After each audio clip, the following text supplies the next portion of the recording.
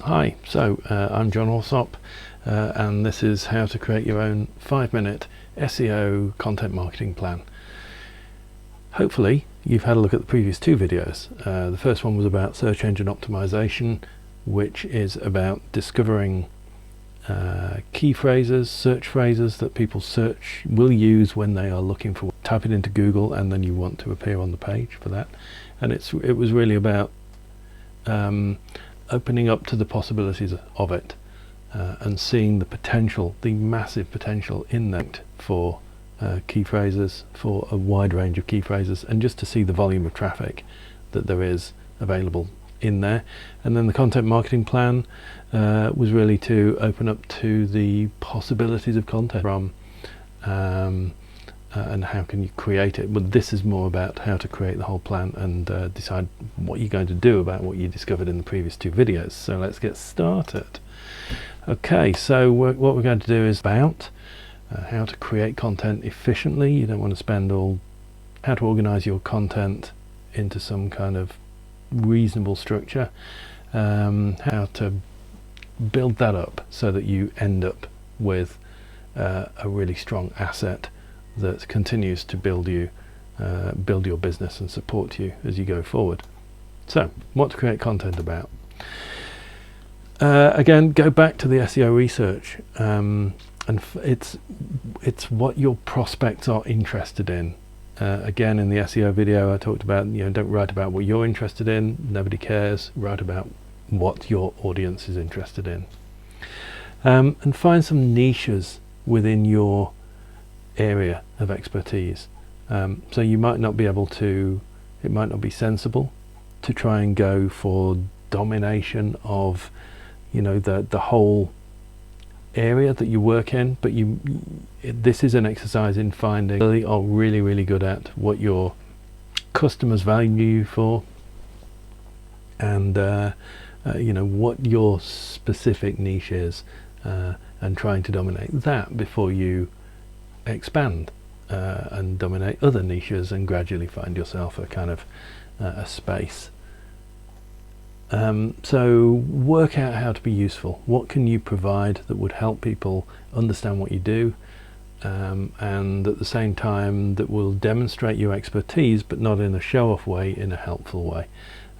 So if you are expert in an area, you should be able to explain things simply and give people shortcuts so that they can try it out themselves, and some of them will be happy with that, and some will discover that there's more to it than they thought, or they don't have the skills, or they don't have the time, or that the potential is greater than they thought it was, and so they will then turn to you for that help.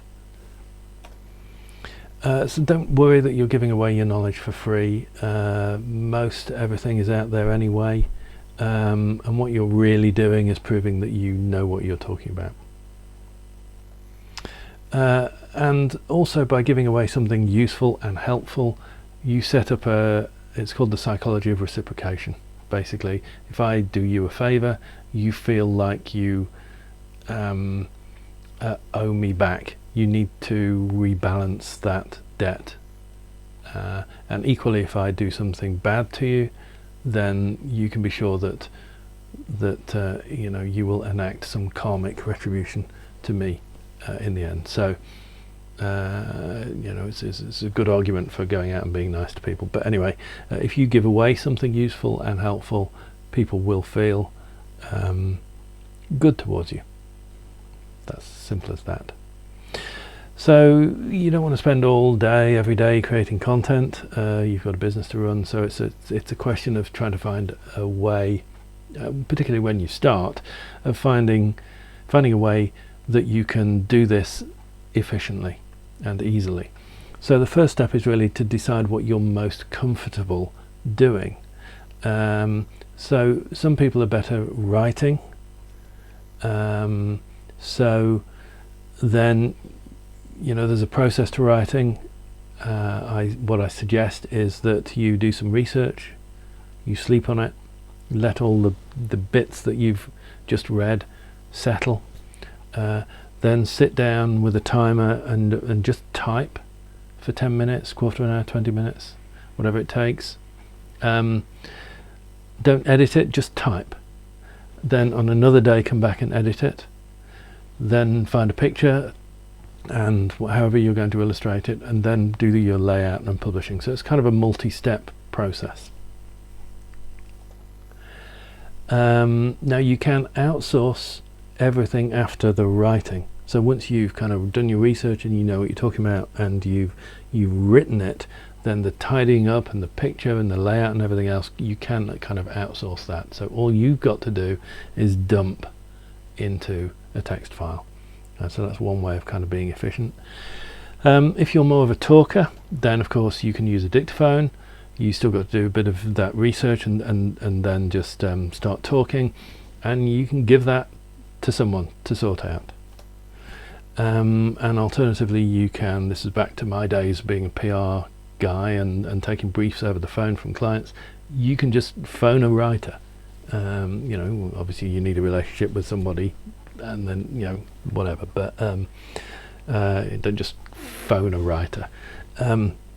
But you know, once you've got somebody who can do your writing for you, you can call, brief them, and they will organize it, write the article, clear it with you, get it published and so on. The other thing you can do if you're a talker is record podcasts. Just do it, just record it, record a podcast, and job's done. You know, that's so if you find talking really easy, podcasts. And if you're a presenter, you know, if you're comfortable on camera and you feel kind of professional, record videos. You know, I think there is a level here that, you know, you do have to kind of pass a bar of quality. Not everyone is comfortable talking to video. Not everyone kind of looks the part talking to video. So, you know, there is a kind of a quality bar there. You need to get your lighting right. You need to get the environment right. You might need a white screen behind you. There's a few bits of setup, bits of equipment to do. But if you can do it, then you know you can get your brief, get the prompts up on a screen. If you set up a little mini studio, you could go in Monday morning, record 5 videos.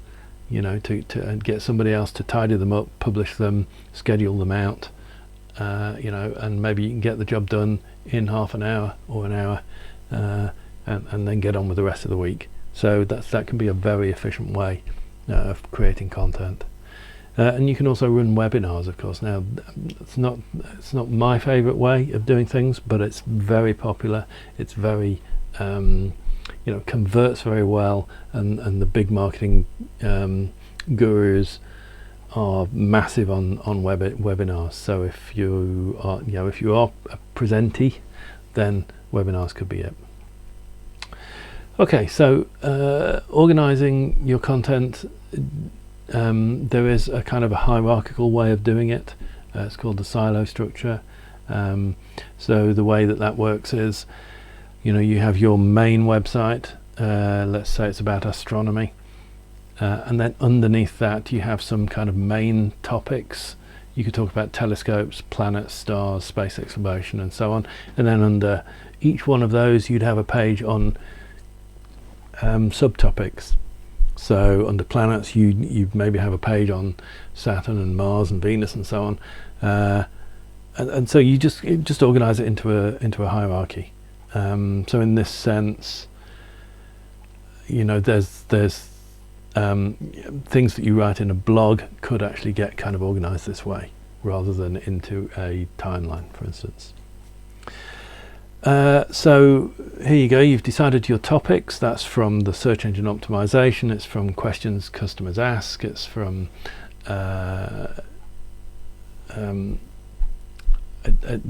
questions that people ask in forums about your area of expertise, and you've decided your personal most effective way to generate content to answer the market's questions.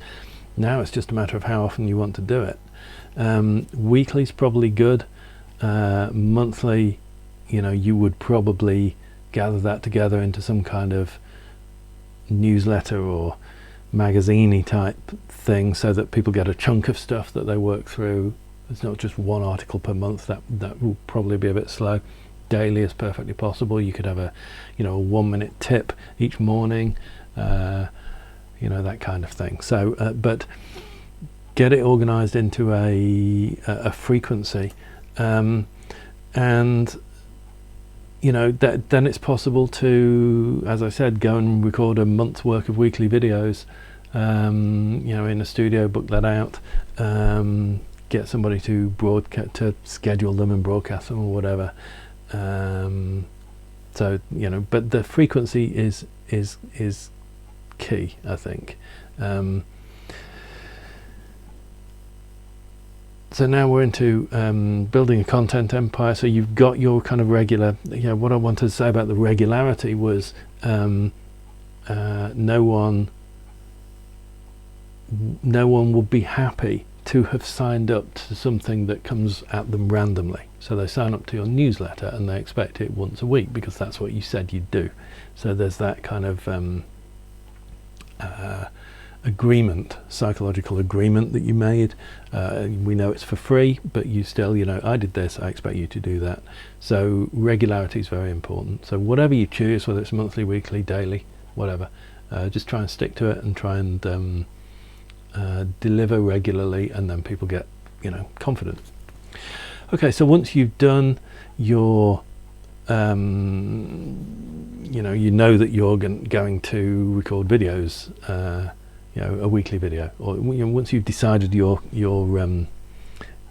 method, your efficient method, then these things can be repurposed, and again it's something that you can outsource. So if you're writing, you know, you could get it made into a presentation and you know, read over the top of it, just as I'm doing here, and turn it into a video.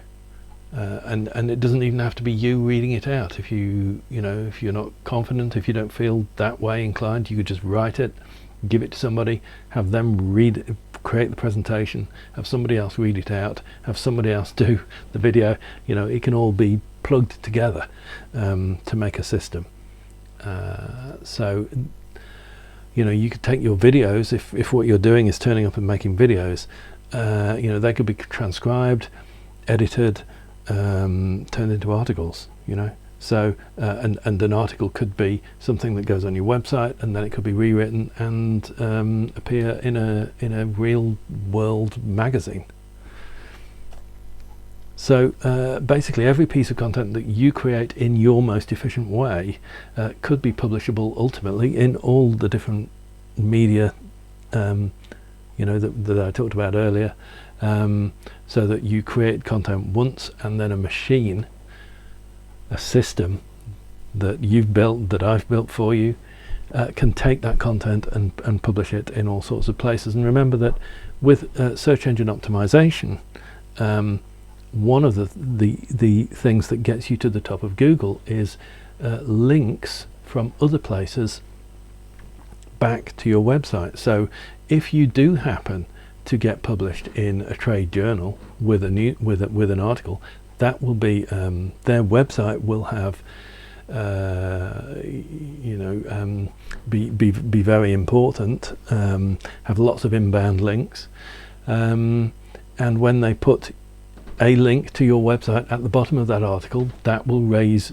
your website in Google search. So, you know, and when you create a video, put it up on YouTube, there will be your link there back to your website. This is all inbound link generation, and it all raises you in Google search. So there you go. It's your, you know, you keep on with your most comfortable method of creating content, but you build out a team that can kind of repurpose it. So here's your 5-step SEO content plan. Do your SEO analysis to find out what to make content about, decide whether you want to talk, present or write, set up your website into some kind of content hierarchy, decide your frequency, and then gradually build a team who can repurpose your content. That's your plan. Now, then in the next video I'll talk about how we can kind of plug into that and help you with that, but I'll leave that until the next video. So see you then.